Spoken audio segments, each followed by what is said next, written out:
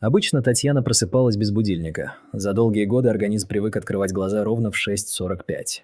Привычный ритуал. Чайник, овсянка, короткая зарядка у окна. А следом – дорога в строительную фирму, где она уже много лет вела бухгалтерию. Но это утро нарушило заведенный порядок. Резкий стук в дверь вырвал ее из сна задолго до привычного времени. За окном еще стояла густая темень.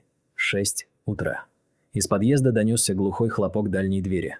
«Кто там?» – спросила Татьяна, сбрасывая остатки сна. «Тань, это я, Саша сосед». Раздался глухой сдавленный голос, в котором она с трудом узнала своего знакомого. «Открой, пожалуйста, Александр Семенович с квартиры напротив». Тихий, сдержанный мужчина, 7-й год, живущий на их площадке. Татьяна отодвинула цепочку. На пороге стоял сосед, бледный, с осунувшимся лицом. Его руки мелко дрожали. «Простите, что так рано», – выдохнул он. «Не ходить сегодня на работу. Просто поверьте мне и останьтесь дома». Татьяна окончательно проснулась, пытаясь понять, что происходит. «Почему? Что-то случилось?» «Объяснить не могу». Он покачал головой, словно отгоняя слова, которые не мог произнести. «Но вам лучше остаться, вы все поймете ближе к обеду». «Пожалуйста». В его голосе звучало нечто незнакомое. Не просьба, а почти приказ, отданный с огромным усилием и усталостью. «Хорошо», – неожиданно для самой себя ответила Татьяна. «Я останусь». Сосед коротко кивнул, словно получил подтверждение выполненного долга. «Спасибо», – сказал он и уже тише добавил. «Закройте двери и не открывайте посторонним. До моего звонка. Если он будет». Он отступил на шаг и растворился в полумраке лестничной клетки. Татьяна прислонилась к дверному косяку. Сердце колотилось. Она бросила взгляд на часы. 5:05. Неужели это был сон? Нет, она говорила с ним. Совершенно точно. Руки сами выполняли привычные утренние действия. Включили чайник, достали чашку. Но в голове настойчиво звучала его странная забота, от которой становилось не по себе. Она редко брала больничные, и начальник ценил ее за пунктуальность. Успокоив себя мыслью, что от ее однодневного отсутствия фирма не развалится, Татьяна набрала номер секретаря. «Вера, доброе утро. Это Татьяна Сергеевна. Я, кажется, приболела. Сегодня останусь дома. Передайте Сергею Петровичу». «Конечно, Татьяна Сергеевна, выздоравливайте», – ответила Вера. «Сегодня у нас все равно суматоха. Газовщики должны приехать, что-то с вентиляцией проверяют». После этих слов едва заметная тревога в груди шевельнулась сильнее. Татьяна провела утро в тишине. Не включала ни радио, ни телевизор. Переставила книги на полке, протерла пыль с фотографии сына, сварила суп. Не от голода, а чтобы занять руки и голову. Время тянулось медленно. В памяти то и дело всплывало бледное лицо Александра, его усталый просящий взгляд. Бывший военный, не раз думала она о нем. Человек дисциплины. В 11:30 на кухонном столе зазвонил телефон. Незнакомый номер. «Алло», – осторожно произнесла она. «Татьяна Сергеевна?» Голос в трубке был деловым, но с нотками сочувствия. «Вас беспокоит из полиции. Вы работаете бухгалтером в компании «Стройарт». «Да?» – Татьяна оперлась о столешницу. «Вы были сегодня на рабочем месте?» «Нет, я дома». «Новости видели?» «Нет». «Тогда слушайте». Голос на мгновение стал тише. «Около 11 часов в здании вашей компании произошел взрыв бытового газа. Очень сильный. Есть пострадавшие. Мы обзваниваем всех сотрудников по списку. Главное, что вы в безопасности. Позже нам, возможно, понадобятся ваши показания. Держите телефон при себе». «Хорошо. Я поняла», – прошептала она, забыв, что ее не видят. «Возьмите паспорт, мы с вами свяжемся», – добавил мужчина и уже совсем по-человечески закончил. «И держитесь». На кухне стало оглушительно тихо. Татьяна опустилась на стул. Слез не было. Только внезапный, леденящий холод. Сосед спас ей жизнь. Мысли метались, выхватывая лица коллег. «Вера, Сергей Петрович, ребята из сметного отдела, молодой Лёша-снабженец, как они?» Она поднялась и, как во сне, подошла к двери. Внутри билась одна единственная мысль – пойти к нему и сказать спасибо. Как бы глупо это ни звучало. Дверь напротив была все той же. Коричневая, старая, но крепкая. Татьяна постучала. Тишина. Она уже собиралась уходить, когда за дверью послышались шаги. Щелкнул замок. На пороге стояла незнакомая женщина лет 35 в светлом домашнем свитере с внимательными, печальными глазами. «Здравствуйте», – растерялась Татьяна. «Я к Александру Семеновичу хотела спасибо сказать». Женщина не удивилась, лишь болезненно приподняла брови. «Вы...» Она вздохнула и отступила в сторону. «Проходите». В прихожей пахло чистотой. На стене висели фотографии. На одной из них Татьяна узнала своего соседа. Молодого в форме с серьезным взглядом. Рядом с ним стояла та самая женщина, только моложе, и маленький мальчик. В гостиной, на комоде, она увидела его портрет в рамке с черной лентой, горящую свечу и полицейскую фуражку. «Я Марина, его дочь», – тихо сказала женщина. «Вы об отце?» «Да», – кивнула Татьяна, чувствуя, как уходит из-под ног земля. «Сегодня в 6 утра он постучал ко мне и сказал не идти на работу. Я хотела его поблагодарить». Марина долго молчала, глядя на пламя свечи. «Мой отец», – наконец произнесла она, – «погиб 2 года назад. На вызове. Тоже взрыв газа, обрушение. Он успел вывести 4, а сам...» Она взглядом указала на фуражку. «Сам не успел». Она подняла глаза на Татьяну. «Вы уверены, что это был он?» «Уверена», – прошептала Татьяна, прижимая ладони к груди. «Я видела его, слышала голос. Я не верю в чудеса, но... это был ваш отец». Марина медленно опустилась на край дивана. «Сегодня утром мне было очень плохо», – сказала она, не отрывая взгляда от портрета. «Ровно 2 года и 7 дней с той ночи. Я проснулась в 5 утра, думала о нем и вдруг услышала так ясно, будто он рядом. Пора вставать». Поднявшись с постели, я прошла на кухню и поставила чайник. Когда я вернулась в комнату, пламя свечи на мгновение взметнулось, словно вздрогнув. Наверное, сквозняк из приоткрытого окна. Она глубоко вдохнула зябкий утренний воздух, а через пару часов почти машинально включила новости. Там говорили о вашем объекте, а потом знакомому позвонили из полиции и сказали, что ищут сотрудников. Я молилась, чтобы с вами все было хорошо. Марина одарила ее растерянной и бесконечно усталой улыбкой. Если он пришел к вам, значит, он как-то пришел и ко мне. Просто по-разному. Татьяна села рядом. «Я не знаю, как это возможно», – прошептала она. «Но я знаю одно. Он спас меня и...» Голос неожиданно дрогнул. «Возможно, не только меня. Я утром позвонила секретарю, сказала, что не приду. Она тоже собиралась задержаться, газовиков ждала. Может, и она из-за этого разговора...» Татьяна замолчала, покачав головой. «Простите, я говорю какие-то странные вещи». «Вы говорите не странные вещи», – тихо возразила Марина. «Вы говорите живые. Спасибо, что пришли». Они молча смотрели на фотографию. На ней молодой Александр в форме держал на руках маленького сына и улыбался немного робко, словно не привык позировать перед камерой. «Он был строгим, да?» – кивнула Марина. «Но эта строгость была лишь оболочкой. Внутри он был очень мягким и не любил слово «герой». Говорил, что главное – просто делать свое дело, а не кричать о нем». Она тепло улыбнулась воспоминаниям. «А еще терпеть не мог, когда люди опаздывают. Всегда приходил заранее. Полагаю, и к вам он тоже пришел с запасом». Татьяна кивнула. Внутри разлилось странное чувство, похожее на то, что бывает после долгой дороги и чашки горячего чая, смесь усталости и согревающего тепла. «Марина», – сказала она, – «можно я вечером принесу цветы? Просто поставить рядом. Я не умею говорить громких слов, но поблагодарить как-то нужно». «Можно?» – кивнула Марина. «Я буду дома». В полицейское отделение Татьяна попала уже после полудня. В здании пахло казенной бумагой, сыростью старых коридоров и крепко заваренным чаем. Молодой следователь говорил быстро, но слова подбирал аккуратно. «Вы сегодня официально на работу не выходили?» – уточнил он, не поднимая глаз от протокола. «Да. Я утром позвонила и предупредила». «Причина?» «Плохо себя почувствовала», – тихо ответила Татьяна, не решаясь рассказать про утренний стук. Взяла день за свой счет. Следователь что-то записал и кивнул. Затем попросил рассказать, кто еще мог задержаться дома. Кто обычно приезжал раньше всех, кто отвечал за проверки и вентиляцию.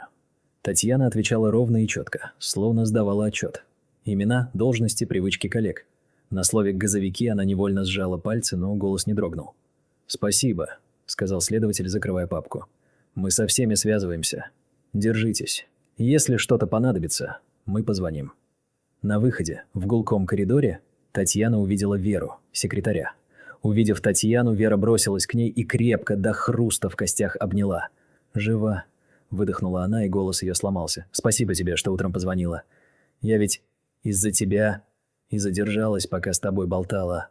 А у нас там...» Она замялась, поднимая на Татьяну глаза, в которых смешались страх, облегчение и горькое чувство вины. «Мы выбрались, но...» В бухгалтерии потолок рухнул. К счастью, внутри уже никого не было. Вера торопливо вытерла слезы. «Ты не поверишь», — добавила она почти шепотом. «Мне в 6 утра показалось, что кто-то в дверь стучит. Тихо так. Я решила. Приснилось. А что, если нет? Пойдем», — тихо сказала Татьяна. «Выпей воды». Они сидели на лавочке под козырьком подъезда, пока внезапно начавшийся дождь шуршал по ступеням. Мимо проходили люди, кто-то спорил у дежурной стойки, кто-то давал показания. Мир, несмотря ни на что, продолжал жить своей жизнью. Вернувшись домой, Татьяна не стала включать новости. Она и так знала все, что нужно. Открыла окно, впуская в комнату свежий, омытый дождем воздух, и молча поставила чайник. К вечеру она купила скромный букет белых хризантем и позвонила Марине. Та открыла почти сразу. «Проходите, давайте поставим сюда». Хризантемы заняли свое место в простом стакане рядом со свечой. «Я хотела спросить», — начала Татьяна, — «кем ваш отец был в полиции?» «Сначала участковый, потом оперативник». «Скромная должность», — улыбнулась Марина. «В детстве мне казалось, что он просто ходит на работу. Только повзрослев, я поняла. Он был из тех, кто приходит первым, а уходит последним. Награды не любил, но у нас в шкафу лежит медаль «За отвагу». Он о ней никогда не рассказывал. Он и мне ничего о себе не говорил». Татьяна тоже улыбнулась, чувствуя, как влажнеют глаза. Сказал только «Останьтесь дома». И этого оказалось достаточно. «У вас есть сын?» – неожиданно спросила Марина. «Да», – кивнула Татьяна. «Живет с семьей в другом районе. Видимся редко. Я все боюсь им мешать. Он зовет, а я вечно нахожу какие-то дела. Позвоните ему», – мягко посоветовала Марина. «Прямо сегодня.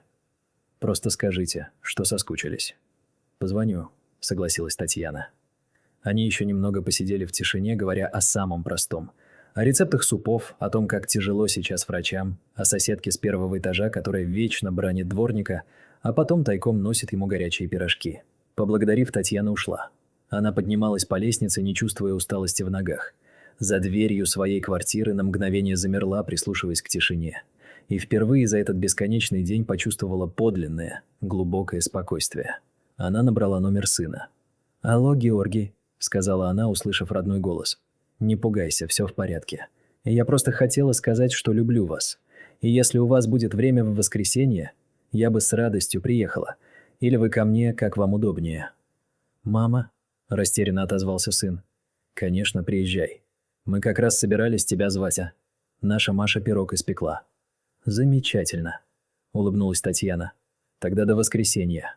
Она положила трубку и вдруг отчетливо поняла. Этот день, который мог стать черной точкой в ее жизни, оказался, наоборот, точкой отсчета. Четкой, прямой линией, проведенной без лишних слов и надрыва. Ночью она долго не могла уснуть. Не от страха, а от того, что в голове тихо перекатывались голоса, шаги, шорохи минувшего дня. В какой-то момент ей показалось, что по лестничной клетке кто-то прошел. Очень тихо.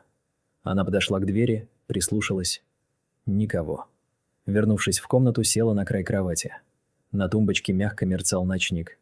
Не зная, к кому обращается, она сказала вслух «Спасибо».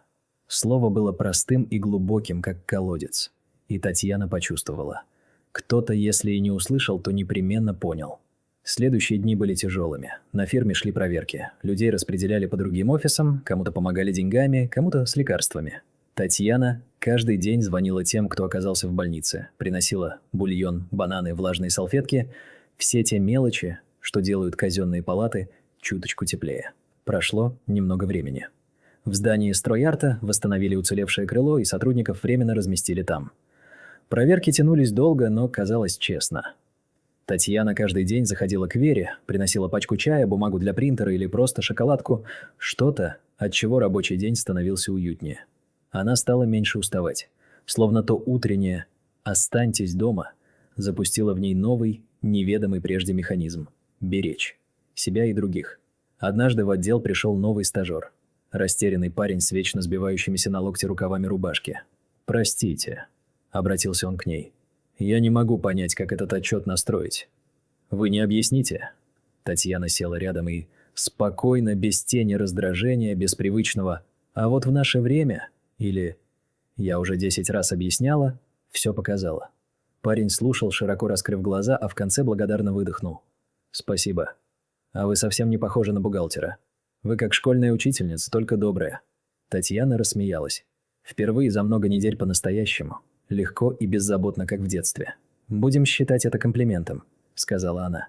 «Идите, работайте». Весна окончательно вступила в свои права, принеся с собой запах мокрой земли и первых распахнутых форточек. Татьяна зашла к Марине с пирогом, рецепт которого подсмотрела у невестки. В квартире, как и прежде, было чисто и по-особенному тихо.